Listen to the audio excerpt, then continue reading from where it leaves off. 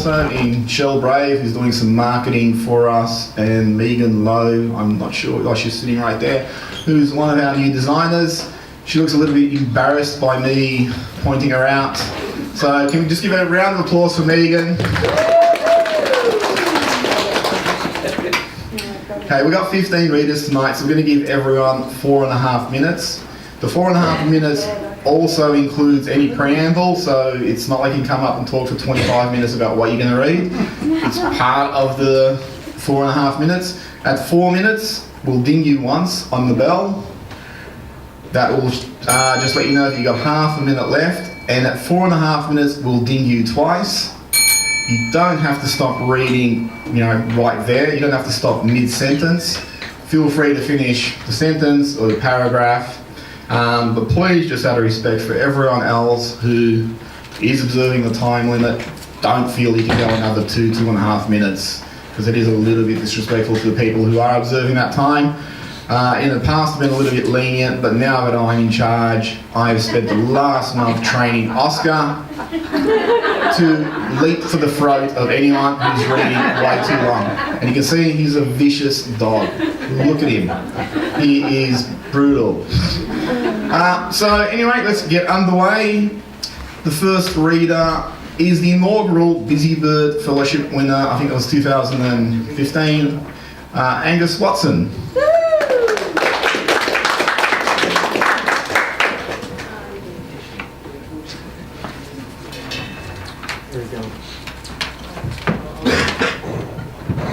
Hi everyone, I don't have any preamble, I'm just going to get into it.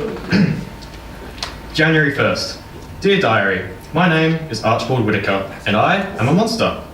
My fangs are sharp, burned black from breathing fire. I blend into the night, and my eyes can see when there is no sun.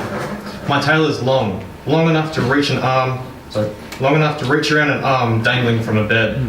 And how many arms have I brushed? How many souls have I terrified? A delightful many. I was working the east side of town last Tuesday night. I usually work the north on Tuesday, but someone called in sick, or so they said. I didn't complain though, because I like the east side. My favourite girl is there. I arrived early, even though I lost my way in the sewer, again. I slithered along the open windowsill, drooped down the swaying curtains, and crawled along the toy-littered floor. I nearly activated a fire engine as I hid under the bed. Damn fire engines, noisy, flashy red bastards. But I calmed myself, curled into the corner, and waited. Then came the twist of the door handle. I grinned at the possibilities. I could tickle feet, steal bed covers, or even make the door creak. Then the door opened. Wearing her favourite Winx Club pyjamas, my favourite came, Lucy. 4 years old, she was an easy target. She always woke up at the right time and would run crying to Mummy and Daddy. I thought to myself, tickling feet was the way to go. Lucy hated that. But that's when something strange happened. Lucy didn't choose the 3 lucky toys to sleep with her, which she'd done every night for as long as she had toys. Instead, she dropped to the floor and dashed under the bed. I've never even seen a monster get under the bed that quick, and she didn't stop until she was lying right next to me. I drew back and hissed, making sure to show all my fangs. And then, you'll never guess what happened. Never. Nothing. Nothing but stare back at me. Fear preyed in her white eyes, and something stirred in me, a deep need to protect my favourite. The door burst open. 2 shining leather boots appeared in the doorway. Lucy, I'm going to find you. Lucy squeaked. Her hand went to her mouth. Tears gushed to the floor. Of course, I didn't understand what was happening. Not until I looked at her neck. Purple, swollen. The leather boots stomped in, or rather stumbled in. His bottle fell as he approached the closet. Are you in here, darling? He tossed California Barbie at the mirror, and True Heart Bear landed on the bed. He stopped, reeled up. Lucy wriggled towards the door. I grabbed her shoulders, held her finger to my mouth, then smiled. I know where you are, Lucy, came his voice. The floorboards creaked as he approached. Just as he crouched, I lurched. I wrapped myself around his neck, smothering his mouth. His fists beat harmlessly against my hide, missed. My claws pinned him down, He struggled, but my grip was firm. I brought my face close to his. My tail muffled a scream. Not my Lucy. My tail unwound. He darted out the door faster than Lucy had for the bed. I heard several other doors slam and an engine start. I felt Lucy's arm around me. Thank you. She was warm. Her embrace felt good, far better than any scare. It turns out that feeling didn't fade through the night. I remained by her, watching, protecting. And so, I don't think I want to scare anymore, because real monsters aren't hiding under beds. Thanks, guys.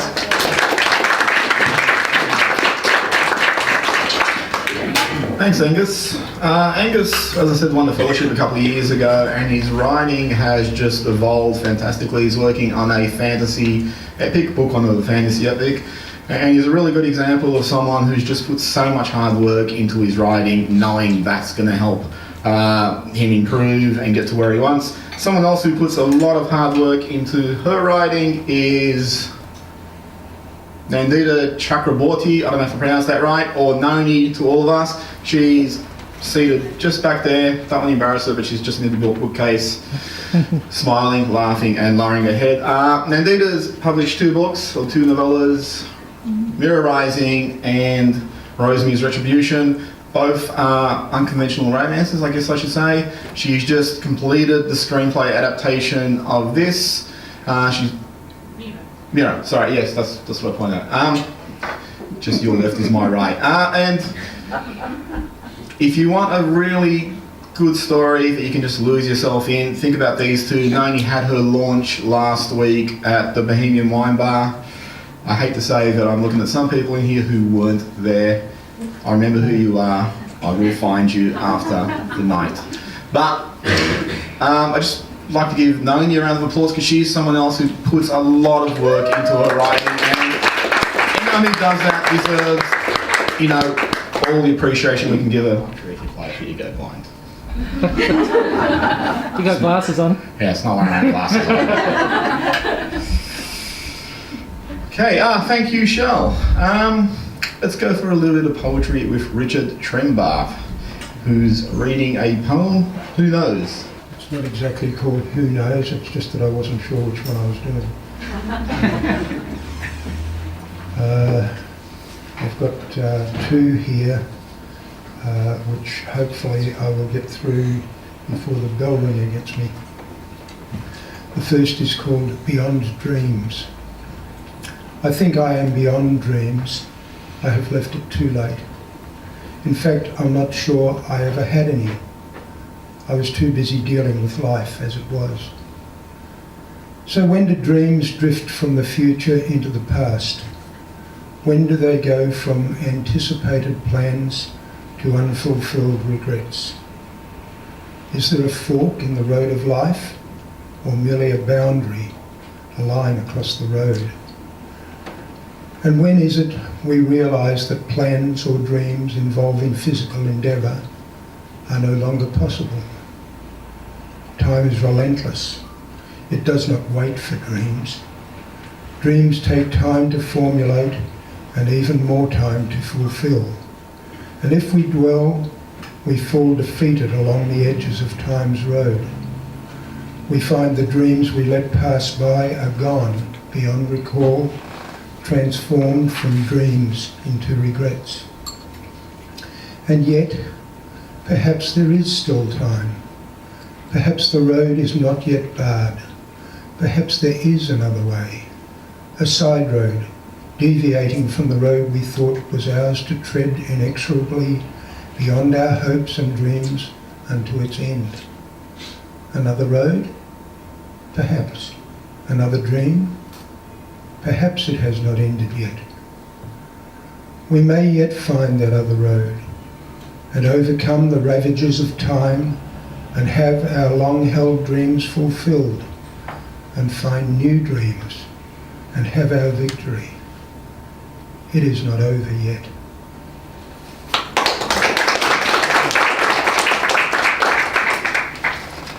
And the other one, because I was talking to Shell before and she said that she's going on a trip to Ireland, and I was trying to talk her into going to the Ring of Kerry in the southwest of Ireland, which is one of the most beautiful places in the world, which is where this one is set, and it's called The Bridge on the Road to the Gap of Dunloe.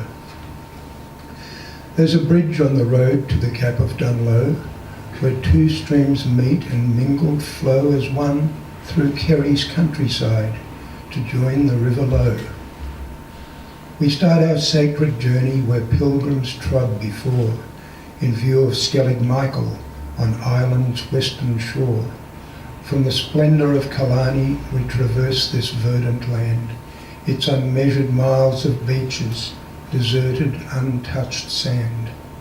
From the mystic distant Skelligs our journey takes us still to beyond the Kerry Mountains, Connor Pass and Waterville, to the holly trees converging on the single lane dirt road, and beyond the bend a bridge inviting travellers, rest your load. And beneath the bridge the merging of two sparkling rippling streams, and ahead a horse-drawn wagon like a vision from a dream, as it plods on through the country, all unhurried, slow, past lakes and rough stone fences, heading north towards Dunloe.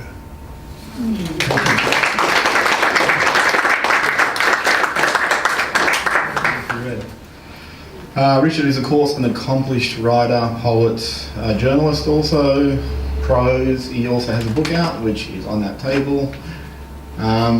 So check out some of his writing. Next, a man who needs no introduction. Oh.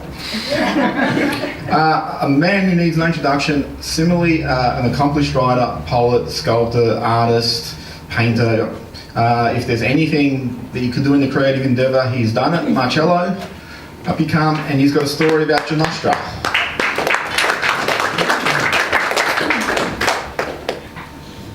Well, it's not quite a story. It is a story, but changed my story because most likely I will get a funding from the Sicilian government to write my story of Ginostra as I remember it in those few years I spent there. Because Ginostra is a little, as you will know, some of you will remember, it's a very small village in the island of Stromboli, in the Aeolian archipelago of the north coast of Sicily. Now I'm glad to say that the population has increased to 40 now. When I left there was 60. But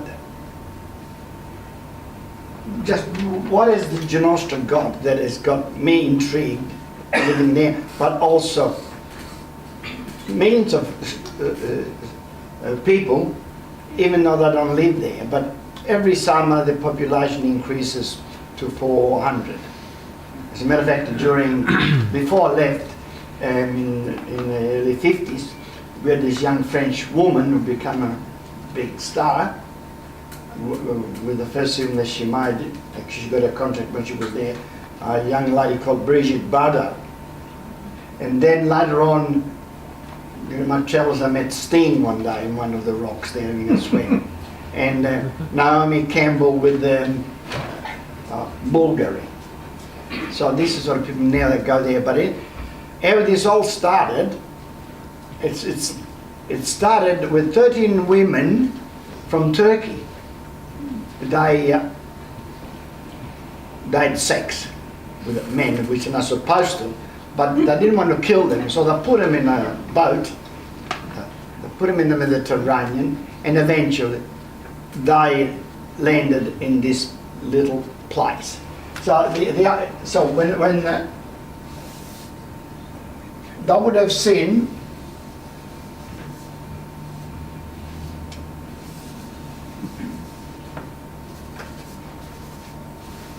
this, and then here, smoke, lots of smoke, that's a volcano. Here, it's all rocks and rocks, there is no, but here there was, okay, they were all rocks, and here there was a little entrance, And I finished up some another in there. There's 13 women. So the story went that the Roman poet Pliny II wrote a letter, because all he did was writing letters. His father was a great writer and poet, but he wrote letters. And he wrote a letter to the Emperor Trajan in 64, saying, look, there is in an island, there is a little village, which in fact is like this.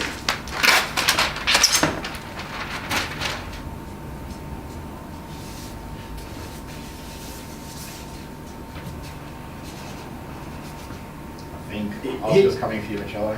It's all right, it's fine. So here, this, what is now Ginostra, here, where the lava goes down to the sea, here, it's all sand, but that comes, so the accumulates at the top, the residue of the lava, and then comes down this way. On this side, you've got three other villages. But this place here was, and still is, totally isolated. You cannot go there by road unless you're full enough to climb here and go to the volcano. Here is a lighthouse there. So they came in there. So Trajan thought, oh well, that's interesting, because Trajan had built a villa in a nearby island, Panarea, which is only 3 kilometers away. So he said, okay. So he thought, great, I'm going to have some fun. So I said to 2 crews of a sailing ship, I said, right, we're going to have a battle in front of this little village, and the winners will get 13 young women. So the battle ranged for quite a while. Eventually there was a winner, and that's how the population of Ginostra started. Almost like the rapes of the Sabines women with the Romans. So that was the beginning. And so the next step, I'll go how I finished up in Ginostra. When I got there, I didn't even know the place existed in 1951.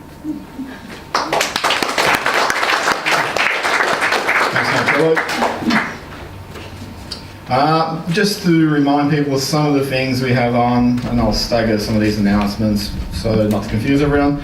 The next workshop we have is Introduction to Fiction, 26th of May, that's Saturday, running from 10 a.m. to 1 p.m.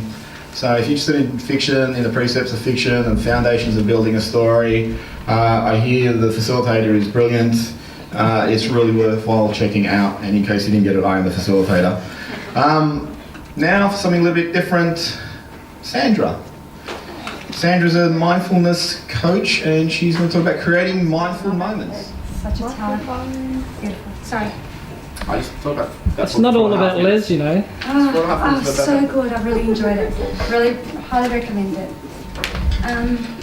So there's my favourite saying by Rumi, or favourite quote, and it says, out beyond all right and wrong doings, there's a field, I'll meet you there.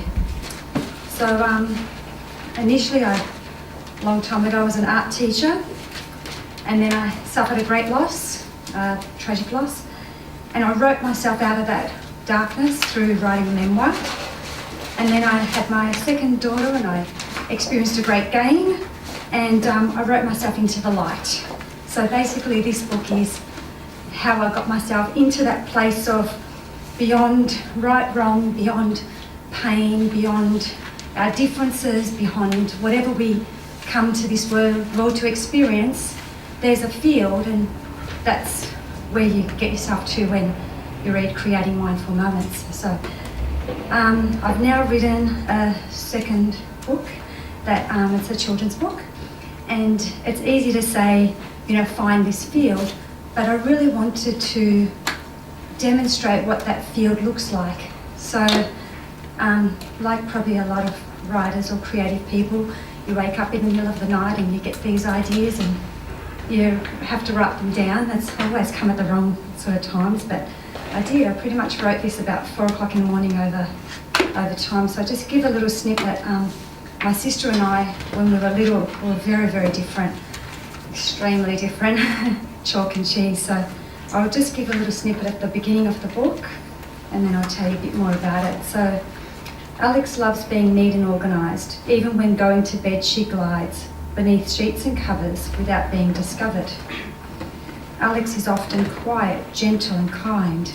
Well, except when it comes to her bedtime. Logan is the absolute opposite of me. I'm Alex. And one day I was teaching a grade 1 class, this is many, many years ago, and always talk with the kids about, how it's really difficult when you find someone who's different to you. And I had this sister, I really loved her to pieces, but didn't know how to be there for her.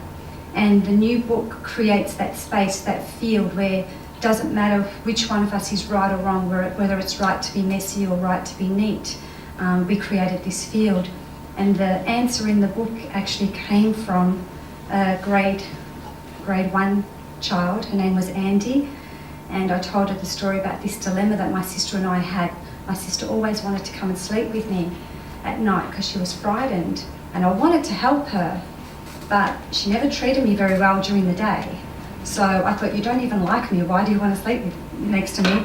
And the second part was, if she slept with me, she'd mess up all my blankets. So this little girl put up her hand and she basically gave me this beautiful solution, which was right in that field of beyond all right and wrong doings. And the first half of the story is true story, and the second half of the story is how I wish the world would be for children. There's a father in the story and he helps them come together and create that moment of peace, and they create this answer where neither of them feels right and neither of them feels wrong, and they both are accepted just the way they are. So I was able to do that because I got myself there, and I can get myself there when I work on it. I'll read just a little snippet of this book. Positive and negative thoughts can be like an on and off switch for the brain. However, if we envision them as part of a team, directing our attention to whether our values are met, we can bring new light to their purpose. If a situation feels right, it indicates we're meeting our values. If a situation feels wrong, then obviously our values are not met. So beyond right and wrong doings, beyond our experiences, beyond our differences, we all have the same needs. We all need to feel loved. We all need to feel accepted. We all need to feel safe, and a whole lot of other things. So once we can look beyond right and wrong, once we can look beyond our differences, we can all find that field. And that's my hope for our future. Thank you.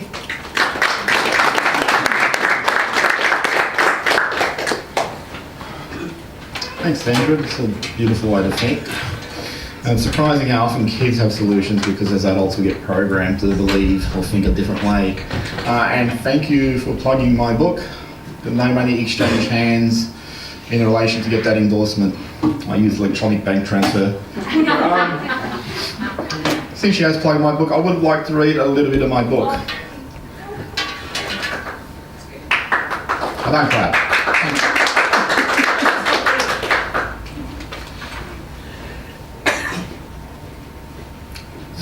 Yeah, it's pretty good. Advise you all read it also.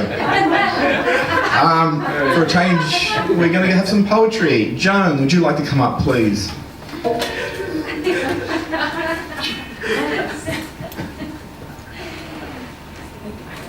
I think the comedy festival is finished. Then I might read a little poem. I wrote this at the beginning of the year. I haven't been back since. But it's called Resolutions. Next door and I decided upon a new fence. The old one, of several decades, had the semblance of a grey old inebriate with gaping teeth lurching unsteadily up the rise towards the apricot tree through the tangled array, when just in time I noticed a dazzling inhabitant. It was splayed across a huge web of finest, almost imperceptible gossamer of geometric perfection. I stood back in awe. Belly up, decorated with brown, yellow and black markings, obviously a Hawthorn supporter. Its legs were thrust out in each direction and appeared to be clad in long white stockings. This gave a fearsome elongation to its 4 coupled legs.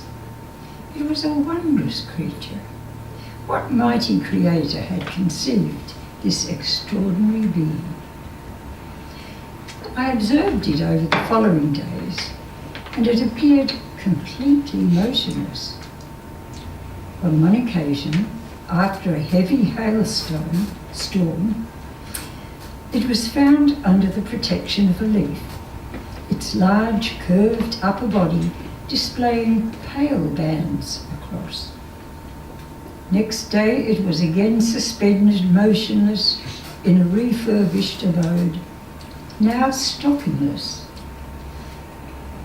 Further observation revealed that the stockings were white, denser portion of web, possibly attached to the double legs as a pretence of ferocity.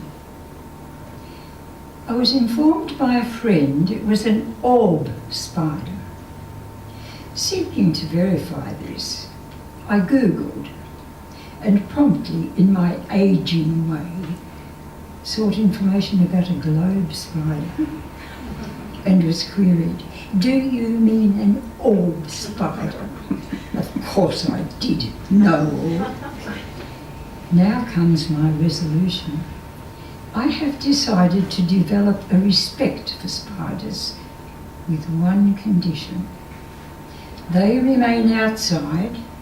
He who enters my web will be summarily dealt with.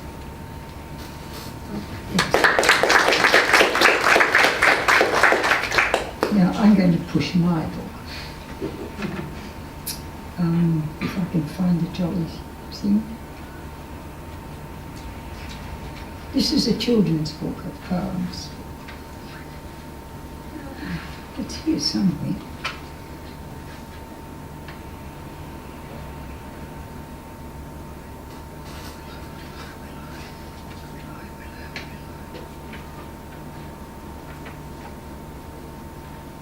You're very patient. Okay.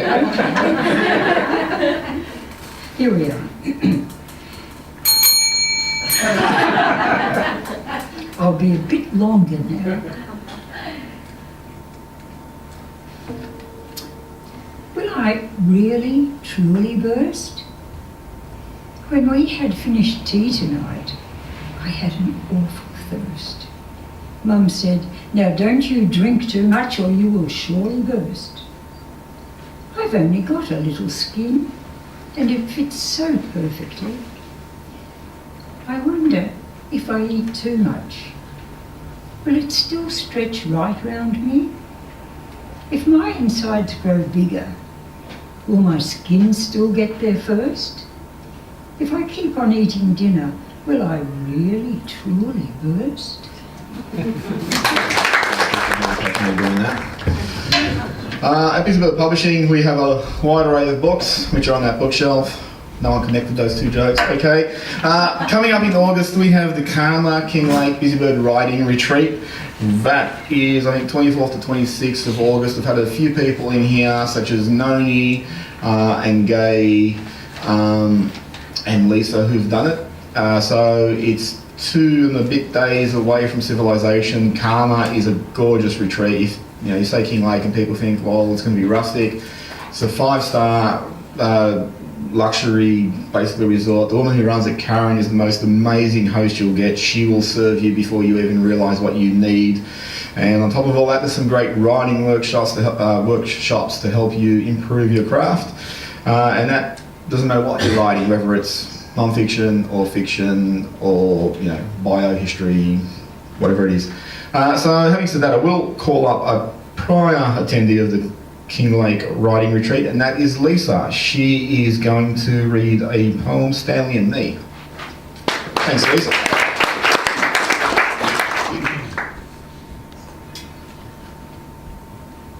Stanley and me. He's outside my window, rattling the glass, and he won't stop until I go out to him. Tonight, he has mischief on his mind. Want to go to the pool? There's a low point in the wall. Let's jump over. No one will know. Just you and me and the stars. When he first came to me, Stanley seemed so ordinary. I didn't know then that was his brand of incognito. Usually he's in neutral shades when he appears. Cafe au lait and coffee rings, beige and unbleached cotton, to blend in with his own earthy tones. His skin, so smooth, like fine hot-pressed drawing paper, is a perfect surface to map the lines of his life. And so cool. It isn't easy to detect his scent. If I run my tongue along his skin, I think it would taste like ice cream, chocolate chili ice cream. The first note, creamy chocolate spiced with cinnamon. Another lick, and the flavour deepens with notes of bitter chocolate until the chili and the ice cream burn. But his voice, holding all the timbre of music scored in minor chords, is laden with the weight of private whispers. He listens so intently, gathering snatches of conversation, stray words and scraps of thought to himself, writing it all into his being until he is a locus of accidental haiku. And tonight, if I jump into that inky dark pool with him, he will write the lines of my life too in his easy loping script, coding our moments, the licit ones and the illicit, on the smooth, unbleached skin of the notebook in my hand. Thank you. Thanks, Lisa. That was beautiful. When Lisa came to King Lake, she was working on a memoir. Her writing was gorgeous. And after this is over, you should nag her to see if she's still writing that memoir, and if she's not, ask her why not. Just something else I want to just interject here. How long have we been going? 4 or 5 years? Open mic night. Blaze and I studied at NMIT 10 years ago or something. It's flown by. And there were functions like this, the open mic nights that were compulsory to attend. And they went on throughout the time we were at NMIT. When Blaze and Kev moved into these premises, Blaze said to me, I'm thinking of having a open mic night, monthly open mic night. And I just remembered the way people used to cringe at school at being forced to attend and read, because reading is nerve-wracking, especially if you haven't done it regularly. And I just thought, yeah, it's probably not going to work. And she pushed it and Kev pushed it. And it's great that, we're up to 54, so we've been going 5 years. We have a full house, have a really warm, nurturing, supportive audience. Obviously, you're going to feel nervous regardless of how you're assured beforehand. But the really good thing here is, you come up and read, and people want to see you read well. They want to be entertained. And it's great rapport and dynamic that we've all built here, because it is a friendly, nurturing, warm environment. And thanks to Kevin Blaze for starting that off. So if we can give him a round of applause.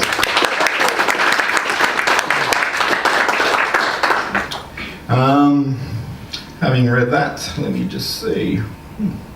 Sarah, with a short story, The Night I Almost Became a... How would you think I finished that title? Became a Do you think lesbian is the next word? Sarah, short story. Night almost became a lesbian. To give this story some context, I think I should first of all explain my personal disposition in regards to love and how romantic interactions work in my generation.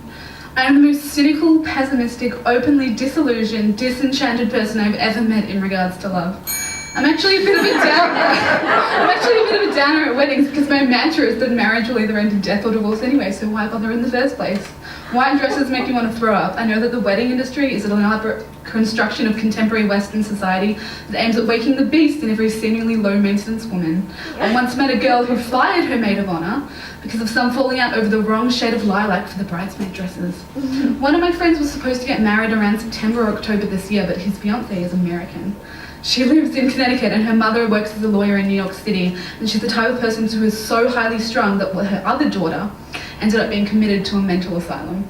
And my theory is that this girl actually wanted to get committed to the mental asylum to get away from her mother. Anyway, the wedding has been pushed back to May next year so that the family can hire out a hotel in upstate New York for all the guests, and this particular weekend is the only weekend that the hotel is available, so that's why they had to push it back. And there will be 8 bridesmaids at the wedding. Now for a comparison of courting rituals as times have changed. Apparently back in the good old days, people went out on dates. Fred from down the road would call you on the telephone. He would say, do you want to go to the pictures with me on Friday night? And you would either say yes out of obligation because your parents were trying to marry you off, or you would say yes because you actually fancied a bit of Rebel Without a Cause or Breakfast at Tiffany's or whatever was playing at the time. These days, on top of Facebook, Snapchat, Instagram, Tumblr, and if you remember MySpace, we have these applications called Tinder. People are essentially commodities. You swipe left and right, no, yes, a good one, and then your phone makes this magical sparkle on the screen, it's so exciting, and then you begin the process of flirting online.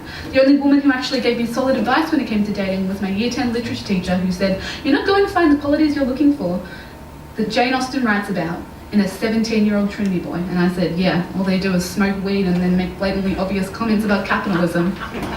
So sometimes being of the female gender, it can feel a bit passive. You stand around a bar until a sleazy man hits on you and offers to exchange 5 shots of vodka for a beautiful night with him in a cramped single bed while his roommates play video games in the corner. None of this appealed to me in the slightest. Last November I was in Byron Bay and a 35-year-old Swedish man was trying to get me to come home with him, and then his friend nudged him in the ribs with that look that went, dude, she's almost as young as your daughter. Let's run. And they fled the beach. So after going on these terrible dates for years, crushing on boys who didn't like me back, bad timing, incidences of the wrong kind of boy hitting on me, laughing at jokes that weren't even funny, and thinking that it was all a waste of my time and money, I decided to swear off men. I was talking to my friend about all of her boy problems on a Saturday night 2 weeks ago at a concert. Her thought process moved so quickly that it left me dizzy after speaking with her. On Wednesday night, she decided to break up with her girlfriend. On Thursday night, she confessed her romantic feelings for her male friend and he rejected her. On Friday, she spent the entire day avoiding assignments and crying over the drama. On Saturday night, she decided that boys were trash and she was through with them. She hated them with the fire of 1,000 suns. She wanted a boyfriend, but then she was actively avoiding boys. Then she confessed that she was scared to let down her guard and she really wanted a serious relationship with the boy who had rejected her. Then we kissed. I suggested that it would be a good idea for her to take a solid month or 2 without boys. She agreed. By Wednesday night the following week, she had come full circle and was back to another boy. I was exhausted from listening to it, let alone living through it. I honestly didn't know how she did it. It was tiring. I knew months from now she'd be in the same position, stuck in a web of her own confusing and conflicting feelings, swearing off boys emotionally, crying in the bathroom while having sex without attachment. The lyric that we both clung to at the concert that Saturday night was, he talks like a gentleman, like you imagined when you were young. On April 24th of this year, I sat across the coffee table from a very lovely gentleman who seemed to defy all the odds. There was an autumnal swirl around us, and he seemed to be the centre of all this mess, like the eye of the hurricane. A little voice in the back of my mind fought its way through all the cynicism and defeat to whisper to me, he could actually be decent. So it seemed that everything I had been looking for was literally right in front of me, but there was one problem. I made a vow of spinsterhood the week that I met him.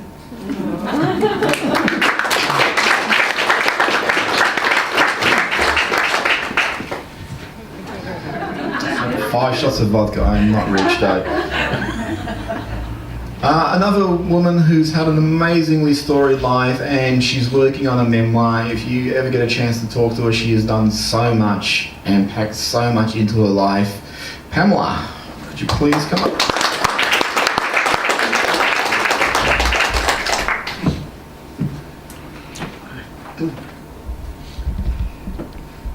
I'm continuing on, and this one is when we went to Athens. Can you hear me?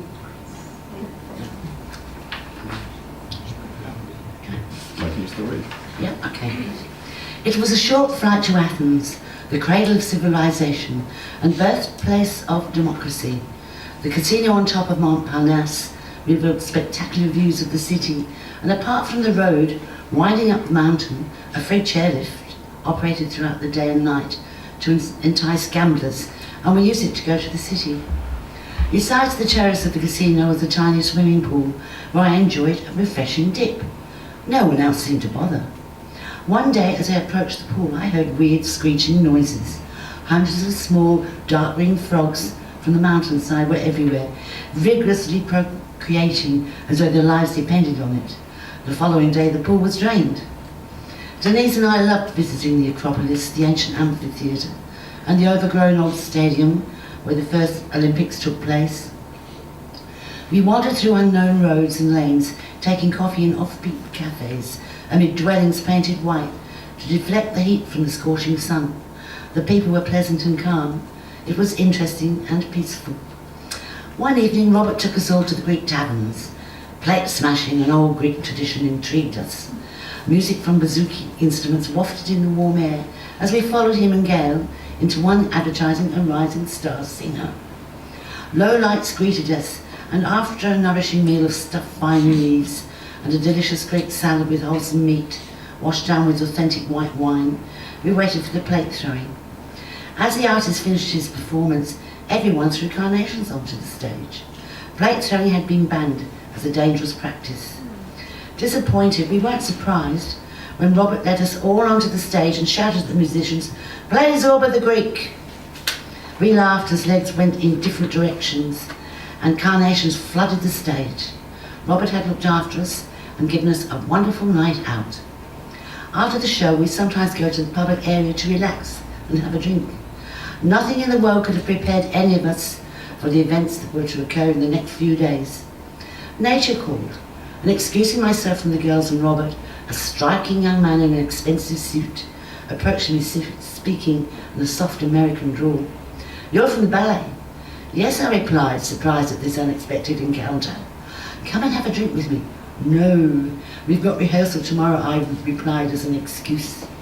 He wasn't taking no for an answer. "Meet me tomorrow afternoon and we can get to know each other." He was a gentleman. Looking into his mischievous eyes, I could have said no, but a spark of chemistry had been ignited. Denise was pleased when I told her I'd met someone and made other plans. Talking to Sam about America was interesting. Boston was his hometown, and he often visited Las Vegas. He'd arrived with a couple of Americans for the blackjack championship and won. As I was telling him where the ballet had travelled, it seemed all hell let loose. "Stay here," Sam commanded. "I'll find out what's happening." People were coming in from every corner, fear showing in their eyes. Something terrible and unexpected must have happened. Travelling as we did, we never heard the news or saw television, and Robert mustn't have relied on the news from the agents to know if a country was safe to work in. Athens had been in conflict for over a decade. The monarchy had been abolished, and Papadopoulos reigned as president. This led to uprisings, unrest, and fear for the Greek people with the absence of civil rights. The news was devastating. The airport and borders were closed. Amidst the chaos, I stood up to go back to my room. "Don't go," he pleaded, holding my hand. "This is a coup. These Americans don't understand. It'll be over in a couple of days." His eyes grew brighter as he suggested, "The group I'm with are in panic mode to go back to Athens to get a ship out. Come with me." "No, I can't. What about the ballet?" "Everything will shut down for a couple of days. Tonight I'll take you to the harbour to eat lobster. I will stay at the Grand Hotel." The prospect of the unknown with Sam for a couple of days was exciting, and we'd soon find out when the coup was over. As his imploring eyes looked into mine, trust was found. "I must tell my friend Denise. Be quick, as the coach will leave soon."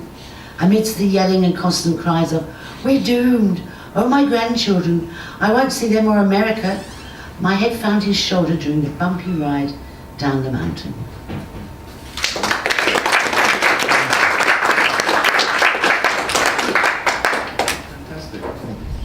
Did anyone come in after the list was compiled who does want to read? I'm on the list. Yep, you're on the list. Sorry, I forgot your name. Helen. Okay. At Busybird, we are very small. We have 2 overtimers in Kev and Blaze who basically work Sunday to Saturday and put in a lot of nights.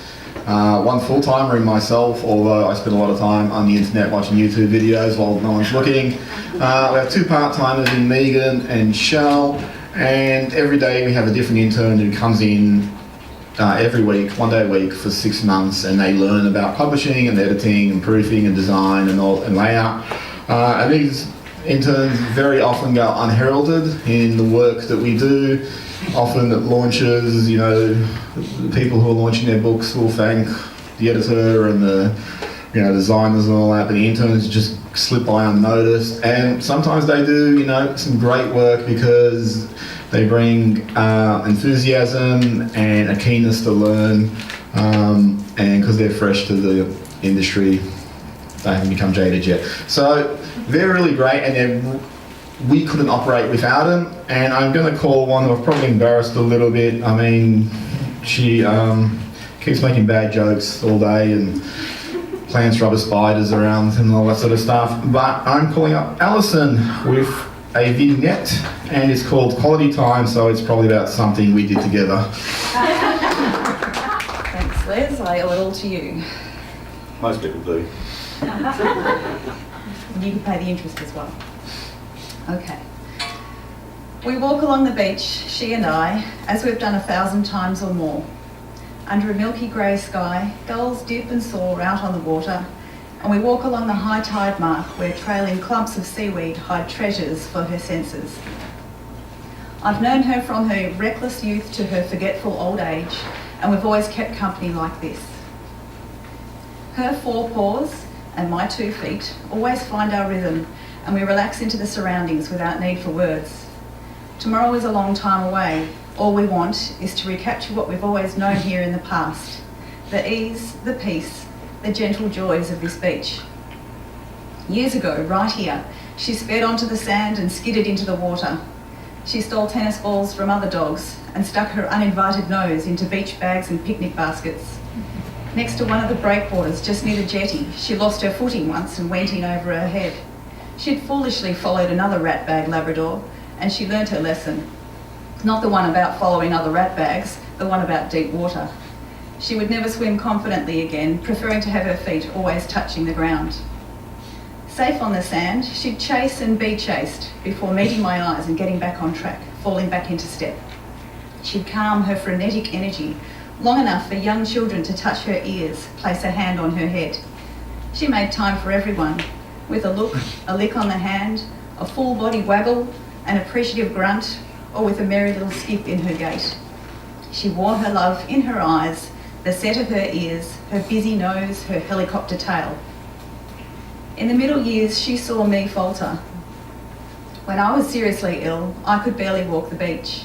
I would stop and rest on a grassy mound, and though my companions might try to take her on down the beach, she would take a few hesitant steps and then think better of it.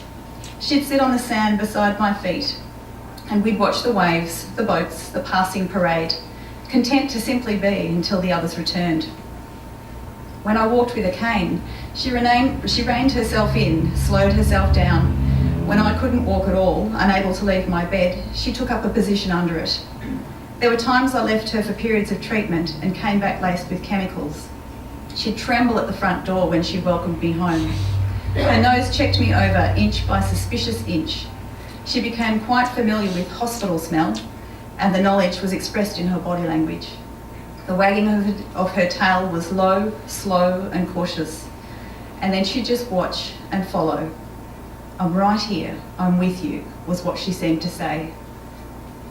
And now I watch and I follow.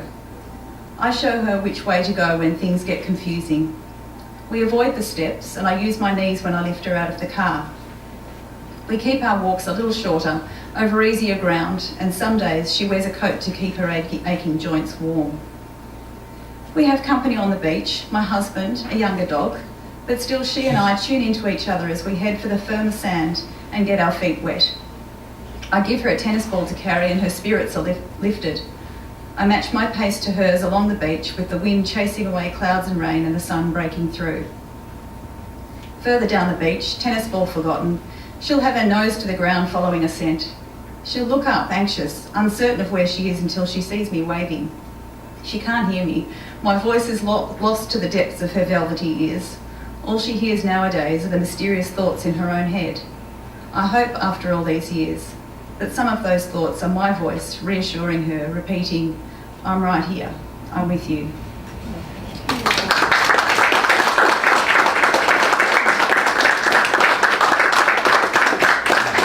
The dog will know about the unconditional love and support that they give anybody, particularly their owners. Oscar's been a fantastic addition to Busybird. Just lopes around, sits by someone's desk, gets up, moves, occasionally will look at you and like, give me some food. Terrorises the couriers who come in. You have 6'5" couriers who open the door and Oscar starts barking. He shackles her up, he's got a really deep bark. And he bolts at him while he's wagging his tail and his face is all happy like, come make friends with me. And yet the cat from next door, who's 6 months old, will come in and terrorise him and bully him and chase him all around the studio. So we have to keep the cat out before Oscar has a nervous breakdown. But they're great characters, dogs. So now for a change of pace. Ow.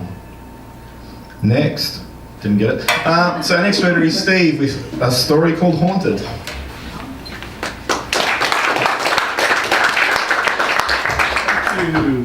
Today I'm going to push the boundaries between tragedy and comedy a bit further. So here we go. As I've said before, about 6 years ago, I lost my wife Maria to cancer, breast cancer. She fought the disease for about 6 years. Despite ongoing treatment and medication, she was able to live a relatively normal life for most of that time. So it was only the last few months that she was really debilitated. Near the end, the cancer spread to her brain and her spine. She lost the use of her legs. Whilst in palliative care, her pain medication was progressively increased to the point where she was unable to communicate. A couple of weeks into her last hospital stay, her doctor assessed her condition and advised any day now. 2 weeks later, he advised 24 hours. Another 2 weeks passed, and she just kept chugging away. Her breathing was laboured but steady. We joked that the angels kept coming for her, but she kept sending them away. My kids didn't want to come to the hospital anymore, so I'd go while they were at school, and Maria's parents and siblings would stay with her in the afternoons and evenings. It was almost midday on the day she died when I noticed a change in her condition. I immediately phoned her mother and told her to come right away. But not long after I got off the phone, she breathed at last. The fact that I knew she was going to die and had been willing her to get on with it for weeks didn't prepare me for the intense grief I experienced when she finally went. I was very fortunate indeed to have a close friend with me at the time to help me get through it. Her parents were on their way and they contacted Maria's siblings. I was just preparing to leave when I got a call from my brother-in-law. I answered the call and he asked, "How is she?" I responded, "Sorry John, she's gone." He said, "What, already?" And I thought, she's been dying for 4 fucking weeks, what do you want? Of course we know that our loved ones never really leave us. So the days after she passed, we were consumed with the funeral arrangements. We'd already chosen a lovely country cemetery, Kangaroo Ground Cemetery, which provided a choice between lawn plots and monument plots. It was pretty clear in my head it was going to be a monument plot, but the night before I had to notify the cemetery, I had a dream.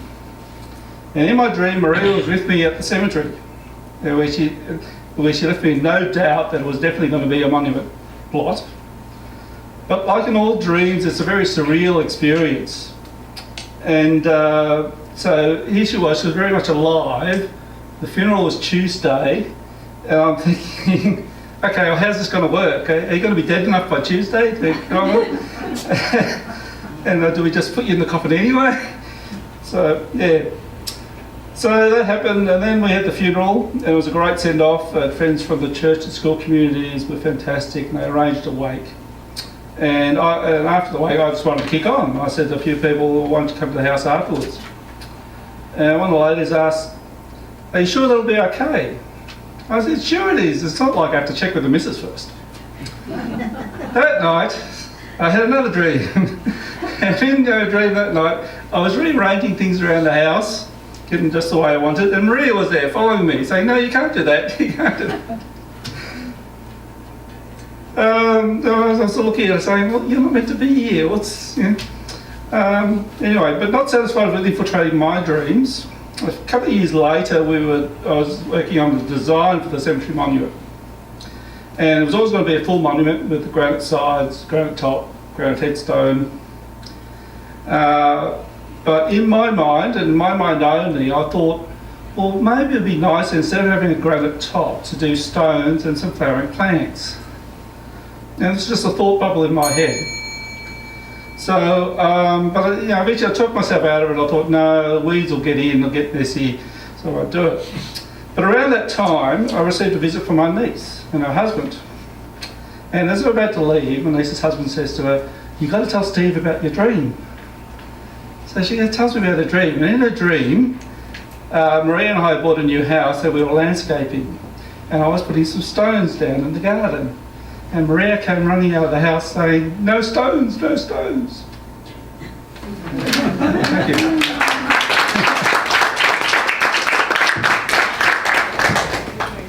Did you pick the grant? Sure, connected to everyone in here who's ever experienced loss or who's gone through cancer or who has known someone who's gone through cancer. So thanks for that.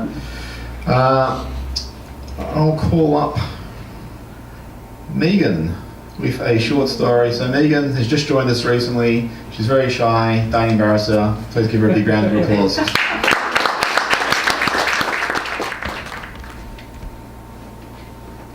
You sleep, but wish you hadn't, because that's when the nightmares begin. Archie awakens as soon as you slumber, and tonight he enters with a scream. "Let me out! Let me out, Al! I swear, I is going to wipe out all your work and memory if I don't get out of here!" He begins. Pen emerges soon after. "Come on, Archie. We all know Al's never gonna let you out if that's what you'll be like. You have to be right to be written." She sighs indifferently. "Otherwise, you'll just be left in here. End of story." "Yalla, Archie, take a break. Al's never texted or even written while sleeping," states one. "Simple for you to say, youngster," he scoffs. "You were only born a few minutes ago." "Well, date of birth doesn't necessarily reflect depth of wisdom in this place, Arch. And from what Wang's just been saying, he's already surpassed your maturity." Pen notes. "Want some cake while you wait?" "But I have been waiting here for decades. Technically, I is even older than Al." "Then, how are you?" "Too old. I is too old. But that is not the point. What is that I is going to get out of here, whatever the cost. Do you hear me, Al? I is getting out of here." Pen shakes her head. "Really, Arch? Do you think Al will wake up for you just because you need some airtime?" "I don't care," Archie huffs, annoyed with one accent and switching to continue amusing himself. "So you two can either help me make good my escape or stop getting in my way," he growls. "Now see here, Archie." Reg cuts in. "You know full well that this is no way for an unplaced character to behave at any hour of the day." "Tea?" Wang offers. He hands a cup of hot tea to Archie and steers him towards the coffee table with cake and knife. "Wang, get back!" Reg roars, but Wang is too stunned in confusion to move, and Reg races to intercept them. With tea in one hand and knife in the other, Archie strikes out at the body in Wang's direction. Then, the damage is done. "Ah!" howls Reg, clutching his injuries. Blood and burning skin covers his face and chest. "Archie, what have you done to him?" Pen shrieks. Barely comprehending the damage he has caused, Archie backs away. "It was Reg. His own fault. He moved in front of me, he mutters, then marches off and vanishes into the surrounding darkness. Oh, Reg! What do we do now? Don't worry, Ben. There's still fight left in me yet. He crumples to the floor, red liquid oozing out of him.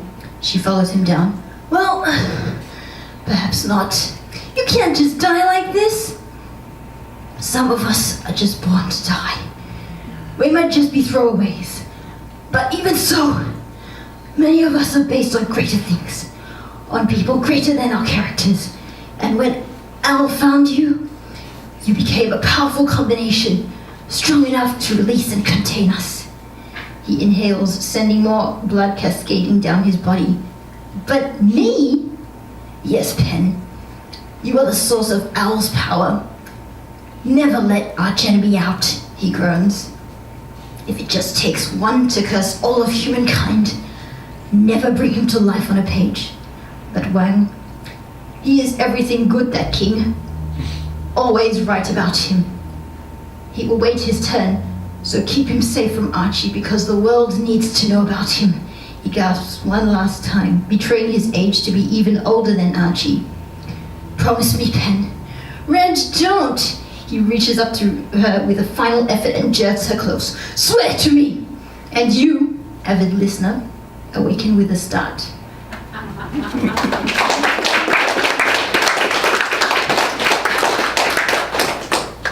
Thank you. Really well read.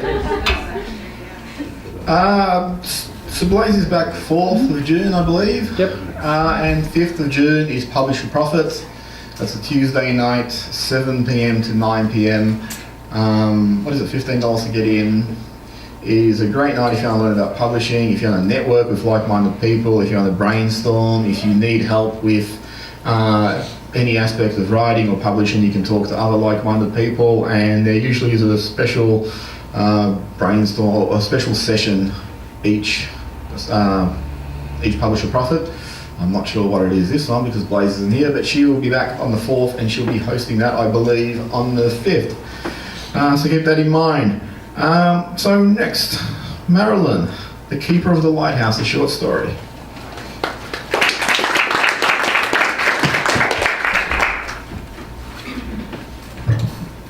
On my last day in Bundaberg, I decided to go for a drive to Burnett Heads, 5 kilometres from the port. As I was driving through a scatter of houses on the outskirts of the township, I noticed a strange man striding along in the same direction as me, on the opposite side of the road. He looked as if he'd stepped straight out of a children's storybook, The Pied Piper of Burnett Heads, or perhaps Dick Whittington. No cat though. Tall, thin and deeply sunburnt, he had long grey hair and skinny Fu Manchu moustaches that hung way below his chin. On his head he wore a straw trilby adorned with a brightly coloured paisley scarf. His open shirt flapped around him as he walked, revealing a bare brown chest, and his legs were encased in tight stretch capri pants that reached to mid-calf. A pair of red rubber thongs completed the outfit. From a thick metal walking stick slung over his left shoulder dangled 4 full plastic shopping bags. He whistled cheerfully as he walked. I was so busy staring at him as I drove past that I almost missed the lighthouse ahead of him. It was a replica, about 30 metres tall, slender and white and encircled with a narrow metal balcony. On the top, a red cap housed the light. It was on a corner outside the Lighthouse Caravan Park. I had read about this park in an online comment. The writer, a cash-strapped camper, was happy to have found a much cheaper alternative to the caravan park at the beautiful seaside town of Bagara. Being curious and not averse to finding a cheaper place to stay myself, I turned in at the entrance to have a look. The park was packed. Obviously, other people agreed with the online commentator. Off to the left, an informal meeting was in progress. About 8 to 10 people were standing in a semicircle around a man in a short-sleeved plaid shirt. He was waving a fist in the air, obviously holding forth on a topic he felt passionate about. The assembled crowd all stopped to stare at me as I cruised past slowly. I raised my hand in cheery greeting. No one responded. Rather unfriendly, I thought. At the end of a driveway, I came to a T-junction. To the left was the area reserved for caravans and travellers. To the right, a sign announced, "For permanent residents only." I tend to interpret such signs as advisory, as in, Don't bother to look for a vacant space to park your caravan in here. Not prohibitive, as in, if you venture in here, you'll be taken out at dawn and strung up from the nearest palm tree. As it turned out in this case, my instincts were wrong. I turned right and drove slowly down a short street of permanent dwellings, past neat cottages with well-established gardens, timber verandas, motorbikes, boats and pets. At the end of the street, a wooden fence blocked my way, so I did a U-turn and eased up to admire a small house with a shade cloth annex, filled with large tropical pot plants. I was wondering if the owner was just a keen gardener or whether I was looking at a mini commercial plant nursery when I became aware that Mr. Plaid had left the meeting. He was striding down the middle of the road with a scowl on his face and both arms stretched out to the sides, clearly intending to impede my progress. I estimated he was somewhere in his late 60s. He would have been handsome if it hadn't been for the angry frown. I considered my options. I could drive around him, run him down, or stop. Being a peaceable and somewhat curious soul, I stopped. The man walked right up to the front of my bonnet, arms still out to the sides, and glared at me in an aggressive manner.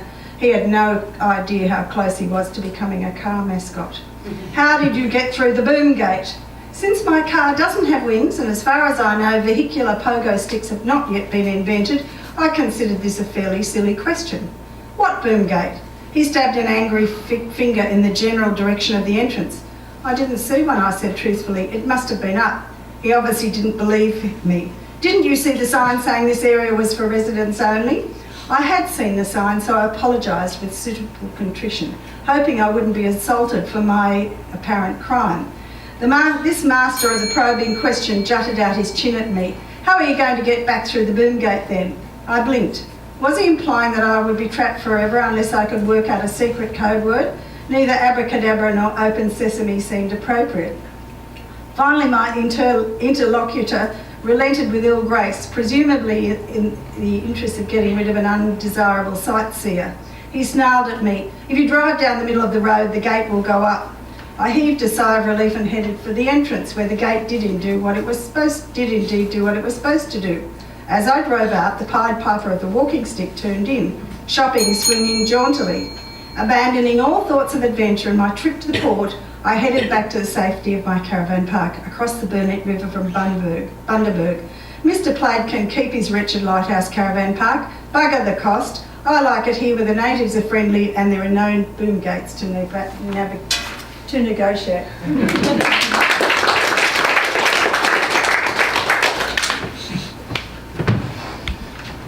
Thanks, Marilyn. Sounds like you've read a few times before. No, I haven't. You haven't? No. You've read like my first time. Okay. Oh, great. Call up Patrick, who is going to read some poetry. I've got 3 poems here I'd like to read, only short ones. The first one I wrote for my grandson Daniel when he was 10 years old, 4 years ago. It's called Chasing Rainbows. As a child at night in sleep with dreams, chasing rainbows I would fly through stardust and moonbeams along the Milky Way night sky. And when I come to think of it, those adventure stories read, with flashlight underneath the blanket, each night tucked up in bed. Now dreams are cluttered on the bed with rainbows chased away, and books of childhood stories read, for I am more grown up, they say. Now with time and with reason, I ask myself why. It's held so out of season, chasing rainbows along the Milky Way night sky. This next poem, and I need to explain really where it came about. It's one of many I wrote when I was recovering from a near-fatal heart attack, come open heart sort of bypass surgery on the 21st of December 2003. Now, if it hadn't been for 2 paramedics, I wouldn't be here today. They resuscitated me twice, brought me back to life and kept me alive until I got to hospital. And the way the paramedics have been treated in the daily news, I think is disgusting. The way these 2 ladies got away with it. This is called Life as a Paradox.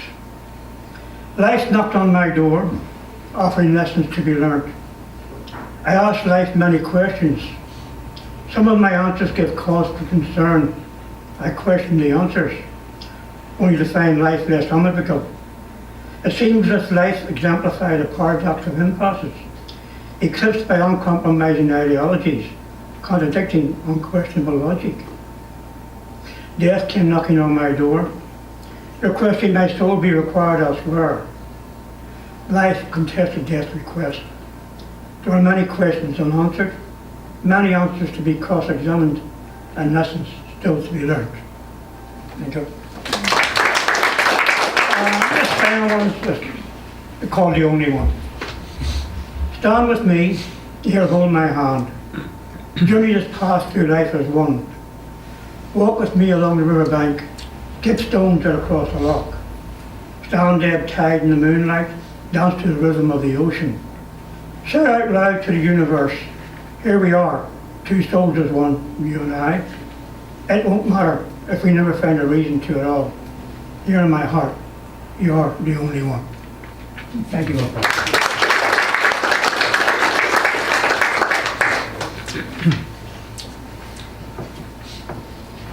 Thanks, Patrick. And paramedics and nurses are the unsung heroes of the medical community.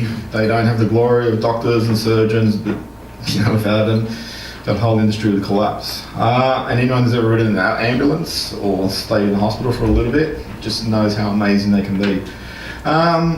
Coral, short story entitled The Boy.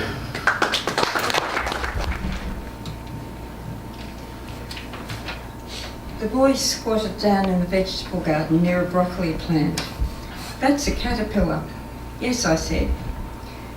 Why is it on there? Caterpillars love broccoli. It's their lunch.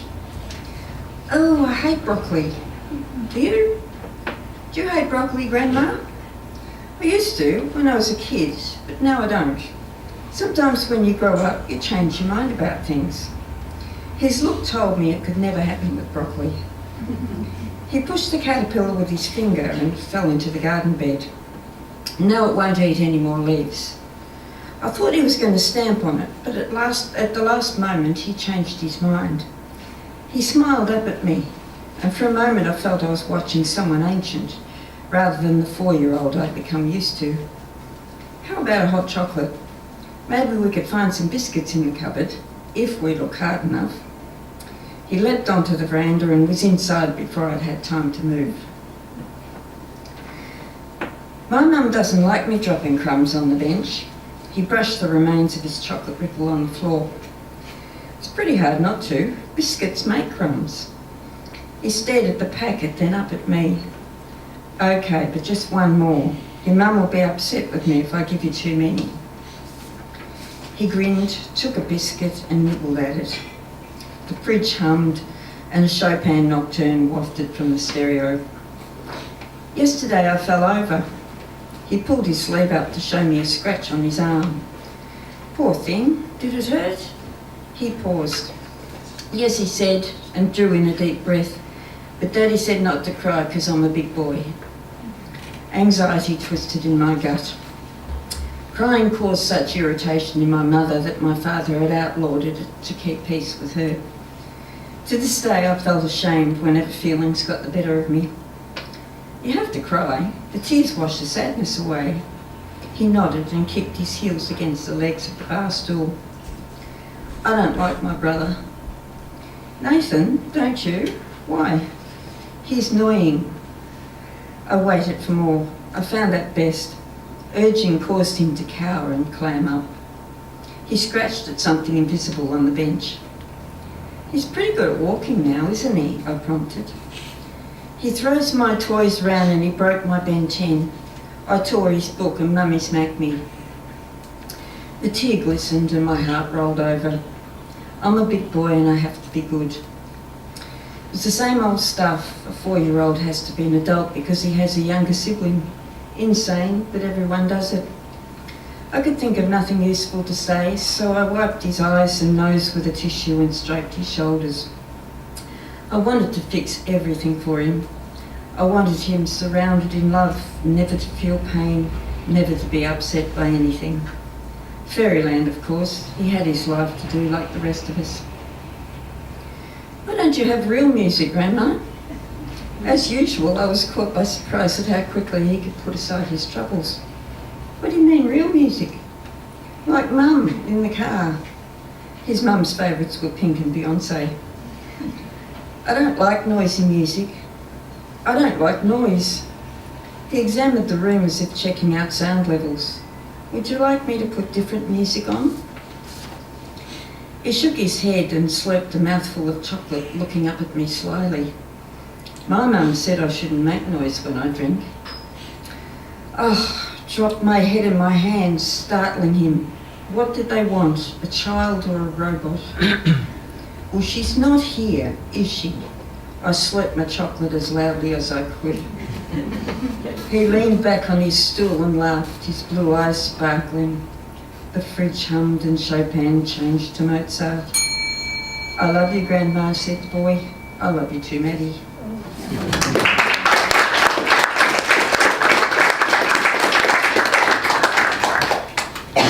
Thanks, Coral. That was beautiful. Seemed to have a recurring theme of coming through pain to the other side, of healing. Now we have a special guest. God!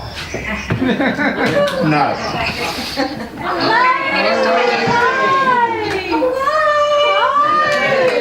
Hi everybody! Hi Blake! How many minutes do I get? None. 4.5 today. Show me everyone closer up. Closer up. Show me everyone closer up.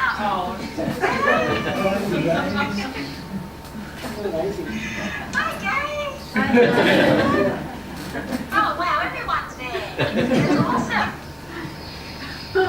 So yes, everyone's here. There's probably about 30 here tonight. Well, cool. Everyone having fun? Yeah. Yeah? How's the emceeing tonight? Best Yeah, he's taken over. I think he's doing it. That's okay, he can do it from now on. I got material enough Is for it half cold a show. there? No, Cold. What did Les say? I've only got enough material for half a show, so I was gone 30 minutes ago. I couldn't hear that. Tell them how far you've still got to go and when you finish. I've got about 200 kilometres to go. I am in Ponferrada here now today. It's about 17 or 18 degrees. So yeah, I've still got a bit to go. Probably another 10 days of walking. Cool. All right. Well, we'll see you for the next open mic, yeah? Yes, I'll be there. Bye. I'll tell you when I'm home. I'll ring you later, okay? Okay. See ya. Thanks, everyone. Thanks, Kev. Thanks, Blake. How are you going to follow that up? Robin, can you go international? Maybe get to Spain or Portugal or somewhere like that? I'm sorry, Robin. Can we have you up?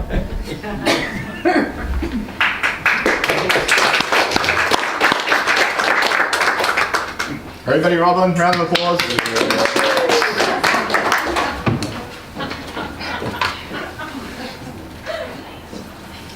You don't need Blaze, you're doing an excellent job. I know.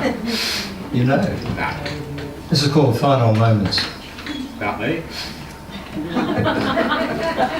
Wave after wave of the acrid fumes had drifted across their prone bodies. Eyes streaming, throat constricted. Intense pain racked her entire body. Her limbs had finally ceased trembling. Her baby beneath her small body, hopefully protected.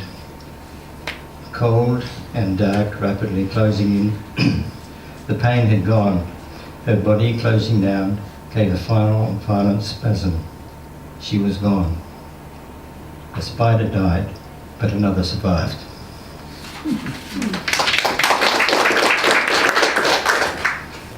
This is my neighbour. Mowed, blowed, sucked, spewed, dumped, clipping, snapping, leaning, grasping, hosing, neighbour gardening. Looking disdainfully toward my overgrown jungle of a garden. Another leaf falling, he catching fanatically, crushing, dispensing, looking, smiling. Lazily, I rolled onto my other side and continued reading my book.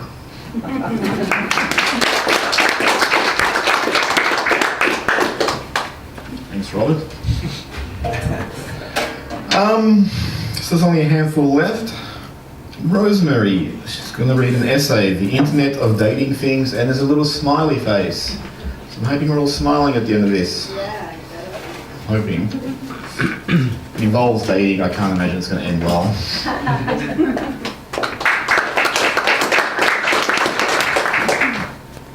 Well, you've all heard of the Internet of Things. This is the Internet of Dating Things, and I have to sing at some point, but I had a Jats cracker and a red wine. I'm not too sure how I'm going to do, but here goes. So, I entered the World Wide Web of Internet dating 8 years ago. I chose eHarmony, but soon discovered that harmony only existed in the sheer numbers of people pretending to be who they were not. Some years later, I joined what soon became known as Match.com. Fed up with all the scammers out there, I tried 2 Christian sites, Christian Single and Christian Cafe, same, different name. I went to events organized by RSVP, once. So many boys, grazing 20, looking for cougars. And the men my age were after girls their daughter's age. And on what I thought was harmless Instagram, I was hit on time and time again. Why pay to find someone when you can follow them for free, right? Oh, the stories I could tell. I remember choking back laughter during a call with Italian-American Michael as he explained that his thick Nigerian accent was due to having lived in Germany. Dear Michael claimed to be a self-employed architect, but surprise, surprise, his business did not have a website, and no, he did not have a LinkedIn profile as he did not like being on social media. Hello, how did you get onto me, sweetie? There were too many Russian boys to count, all with scammed photos and cut and paste identical profiles, gushing about the ways they love to treat women. Their first words to me were always, "Can we please take this offline?" To which I responded, "Let's skip to the chase. When would you like my bank account details?" And then I never heard from them again. Then there were those whose profiles were full of cute photos of their 20-something selves. One I agreed to meet. As I strode across the lobby to greet Gregory, a rotund Hawaiian-shirted man complete with sandals and socks. He said with amazement, "Wow, you look exactly like your profile pic." Well, 2 hours after the meal ended, Gregory texted me his declaration of undying love. I waited till the next morning to have the courage to text him back, "I'm so sorry, I don't feel the same." Within seconds, a message ricocheted back to me saying it was fine, he had just met someone special and was taking her to the Amalfi Coast next week where they plan to buy a house and settle forever. And speaking of Italy, oh boy, the Latinos. I recently read Questa Dolce Vita's post on Instagram. You don't know seduction until you've been to dinner with an Italian boy.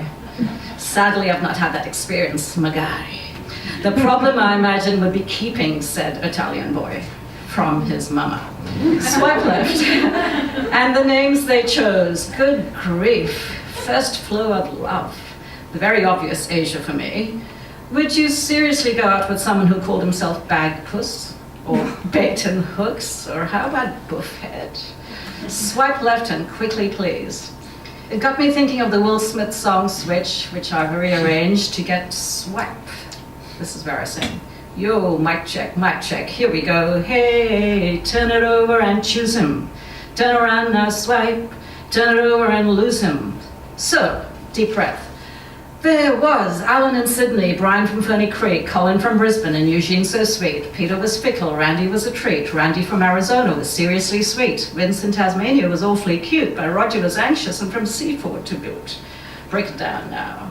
Ron was interesting, as sharp as a tack. Shelton was to die for, I do like them black. Tom was a southern gent, syrupy and nice. Tony was too much, didn't have to think twice. Frank wore his pants high. But Ian was hot, Jeff was a cutie, though Larry was not. Albert was needy, Michael I skipped. Eric was all hands, Malcolm all lips. As Will sang, with a little rearranging from me, and I apologize, well, it ain't really that hard to do, and all I really want is the truth, the two, so state who you are, your true age too, and a profile pic that's as old as you, or I'll swipe. Cynicism going going tonight about love.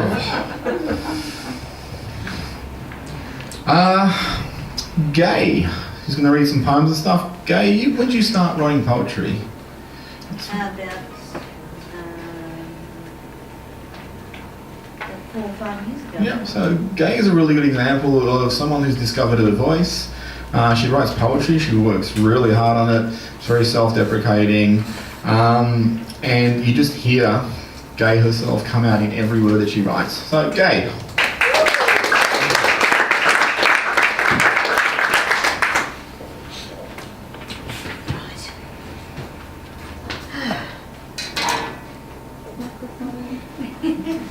Wow. To stand back about 5 feet as well. Hello everybody. Just going to read a small poem and then I'm going to talk to you. Dear God, I want to talk to you. I realise my conversation is lacking grace and form. I ramble on constantly about everything and I'm torn because my constant twitter must bore you so. But I've lived so long with this conversation flow, my beseeching Lord, please heal here, please intervene, please let the unemployed man's real worth be seen. And why am I still fat? I've prayed quite a lot about that. I want to be in good communication, instead my mind wanders off on occasion. I seek to have prayers so deep, but instead I pray that hungry birds will be fed, that the homeless man will find a bed, and that the sad and struggling mentally ill you will heal and make their minds still. And also I want to ask, why am I still fat? When I've prayed a lot about that. It seems to me that I have an open line to talk to you at any time about the things that are happening now, and I don't think I know how to change my constant patter. And dear Lord, perhaps it doesn't matter as you sort out the weeds from the flowers, and I believe you listen to me for hours. So Lord, do you think you could see your way to take some of my ugly kilos away? If there was less of me to carry around, my temperament would be far more sound. Just one small miracle I would ask, Lord. Could you make me only half as broad?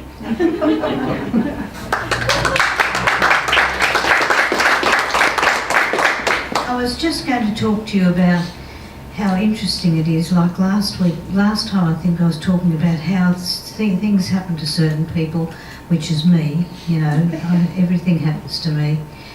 And I proved it by this week meeting somebody I hadn't seen for years, and he smiled at me, big smile, and you think, here it comes. He says, how you going? Any trouble with dog poo again? And that's not a way to greet everybody, is it really? You know? And I knew what he was talking about. It was the time I was out in the backyard and I was waiting on an important phone call, and my daughter was out there with me. She was a little toddler, and she came up to me with this great big piece of dog poo in her hand like this, smiling, and she had it all over her face and everything. And I said, oh, you dirty girl. I got my hanky out and I wiped it all up and everything, and the phone rang, and I raced in and answered the phone, and I came out and I blew my nose on the hanky. It's disgusting, isn't it? It's dreadful. But that's what he was laughing about, you know. But when I thought about it, when I was living at that place, so many things happened. It was a good idea I got out, really. Like the time we had a little Morris Minor, and I couldn't drive that car. It had a terrible clutch on it. And so I used to come down the street really fast in fourth gear. It was fourth gear, wasn't it? They had 4 gears, didn't it? I think. Anyway, and I used to go into the drive quite fast and up and into the carport. And I didn't miss the brick pillar. This time I hit the brick pillar and made a dreadful noise. And so I hid. I got down under because I thought all the neighbours would be having a look at me. So I hid for as long as I could, and then I got up and I thought, I've got to drive it off the brick pillar. So I drove it off the brick pillar and it's like this, you know, and I got down and hid again because I thought all the neighbours would be coming out again. But anyway, that was just one of the things that happened. One of the very funny things that happened was that I was having a shower, and I came out of the shower in the nude into the bedroom, and the curtains, I could see they were open this much, and I could see the man next door having a smoke. up near the fence, and I thought if I go over there he's going to see me. I was absolutely terrified, so I snuck around and I went over and I got the curtain and I went like that, and I did it the wrong way. And here's me, standing there, and he's smoking, and I'm standing there, and he just was such a gentleman. He took one look, probably horrified actually, took one look and turned around and went the other way. Thank you very much.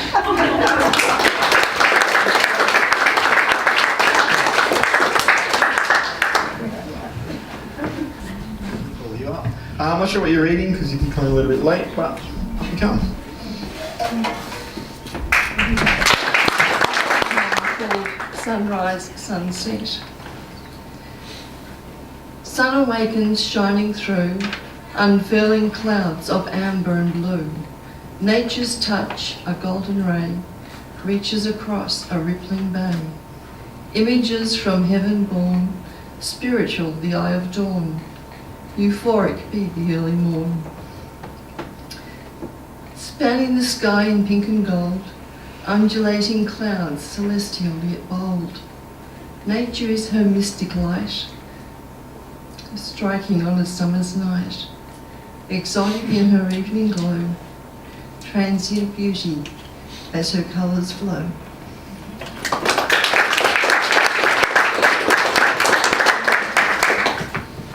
Thanks, Helen. Was that the first time you'd read also? Tonight, yeah. I mean in general. Have you read previously? On a Tuesday afternoon, yeah. Read very well. So for this month's open mic night, we have a raffle door prize of our 2 novella winners, Beth Hill, The Uncanny Love of Jimmy Panagagos, and Sean O'Leary's Drifting. We've still got Jimmy to come, and Jimmy is going to sing. Jimmy's got 2 great CDs out, Dancing Fireflies and Down Memory Lane. How many people have seen Jimmy sing at an open mic night before? He's fantastic. He's got a concert next month. How many people think they might go to that? It is in Malaysia, so you are now obligated. And what we're going to do, we're going to pick 2 songs at random from these CDs that Jimmy is going to sing. And since you're going to the concert, Noni, a number, no you're going, everyone saw it, it's on video. A number from 1 to 15. Pick a number from 1 to 15. 10. 10. So that is Just When You Fought. And I'll go to you, Steve. A number from 1 to... I can't count that high. 1, 2, 3, 4, 5, 7. 5. So 1, 2, 3, 4, 5 is Build That Bridge, which Jimmy has sung before here, but it'll be great to hear him sing again. Jimmy is a fantastically engaging singer, which you're going to see. So everyone please welcome Jimmy.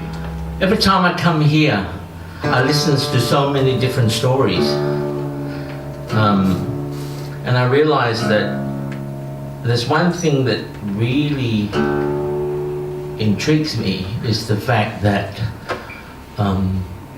people's voice, because people's voice carries the story. And big hand to all of you tonight. Give yourself a big hand, because your voice actually really transpire a lot of stories tonight. For me as a musician, hearing all this, it's just the same thing, you know, like what I'm going to do now. So what was the song again? Build That Bridge is one. Okay. This song is about workplace discrimination.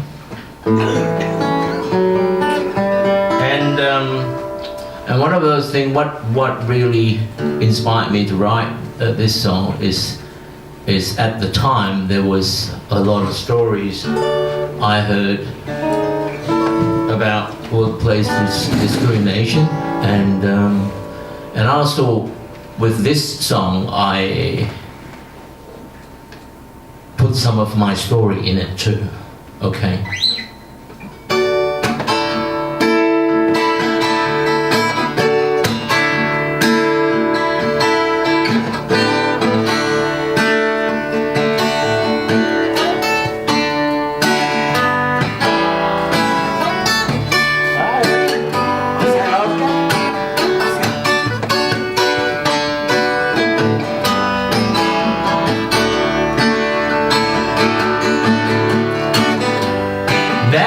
she a refugee from Cameroon? She fled her homeland 'cause she was doomed. She held her children's hand so tightly, and hoping to find their freedom soon.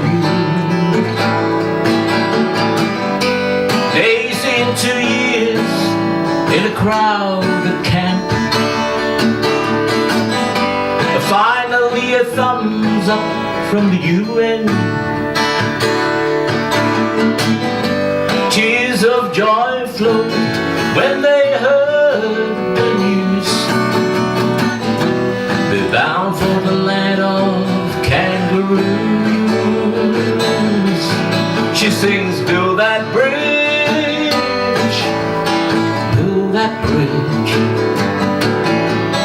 build that bridge for humanity, build that bridge. Outside the migrants' English class, with flying colours, Natalie passed. She views the world now through a brighter lens, and she says, I'm ready to join the working class. But sometimes she's called by another name. The name implies that she's not the same. She takes a deep breath, then she questions why, but will not hang her head and cry. She sings, build that bridge, build that bridge, build that bridge of understanding now, build that bridge. Black or white, yellow, red and brown, the earth we live on is one same ground. Are we so different, you and me? Or part of a human tapestry? Build that bridge, build that bridge, build that bridge of understanding now, build that bridge, build that bridge, build that bridge, build that bridge of understanding now, build that bridge, build that bridge for you and me now, build that bridge.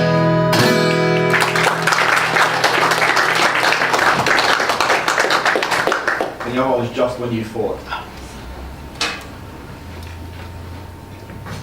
Is that like a lucky draw or something? Was that a lucky draw? No? No, that was. Just when you thought. Do you want to hear a little bit about just when you thought? How it's all started? Just when you thought. Just when you thought is a song co-written with Julie, my wife, and if she could make it, I would dearly love her to be here tonight, because today we celebrate our 37th year wedding anniversary. So this song for you, Julie, at home.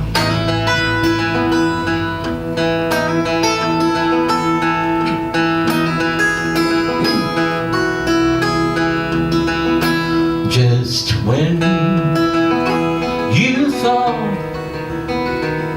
your love was complete, just when you thought your love reached its peak, just when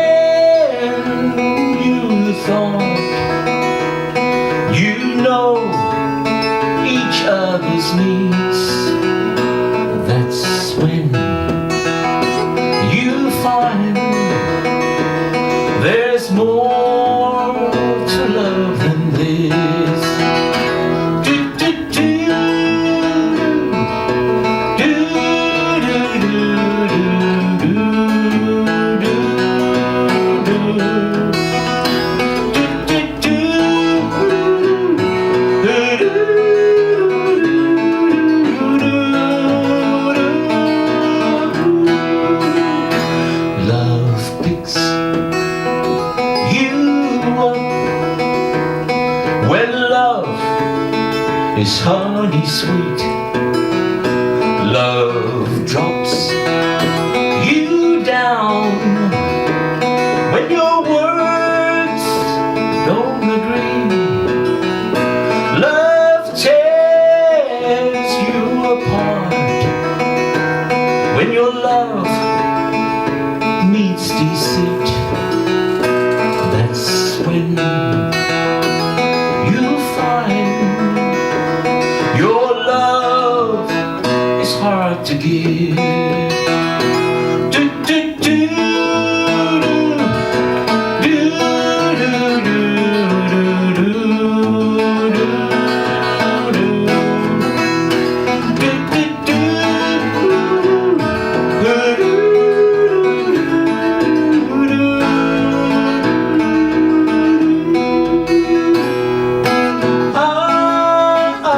Time will tell. Are we riding on love's carousel? Time will tell. Beat high on love or bid each other farewell. When love is real, as real as it can be. When love is kind, the kind that sets us free. When love entwines like ivy round a tree, that's when you find love sweeps you off your feet.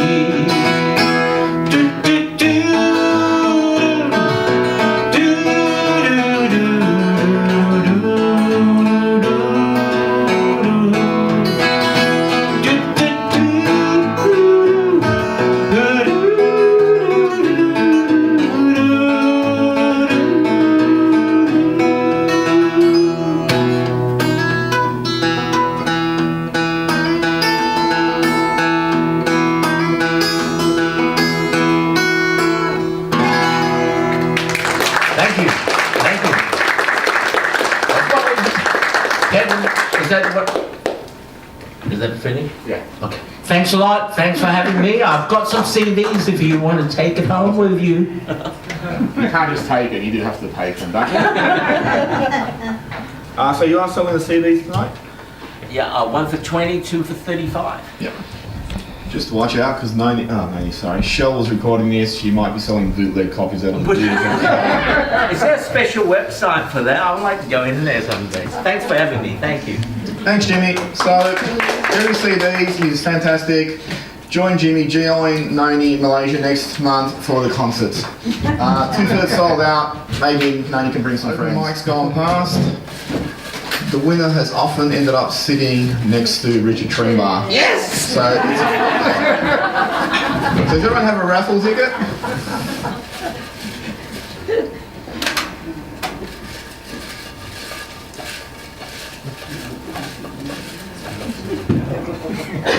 Okay, so they're all black, so I'm not going to name the colour. I believe they're all black. A30.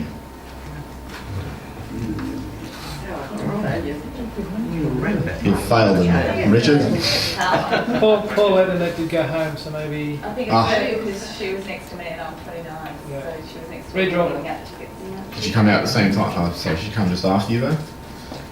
Just do a redraw. Okay. I think it was Paulette. Alright. So there's still a chance, Coral. Richard, do your stuff. You didn't sneak into the bathroom and call Paulette and say there's an emergency, come home. And she left, he knew she was going to win. Wow, A31. Is that Noni? Yes. My God, you just win everything. Alright, so Noni, these two novellas, ironically, fittingly, belong to you. Thanks everyone for attending. It was a great night. Our next one is 20th of June, I believe. Anyway, it's the third Wednesday. You can see us on Facebook. We have a newsletter you can sign up to, which will notify you of all the events that we have coming up. So, thanks everyone. Don't feel you have to leave straight away. There's still goodies down that end of the studio, so feel free to stay behind for a wine or a nibbly or some chatter. Thanks.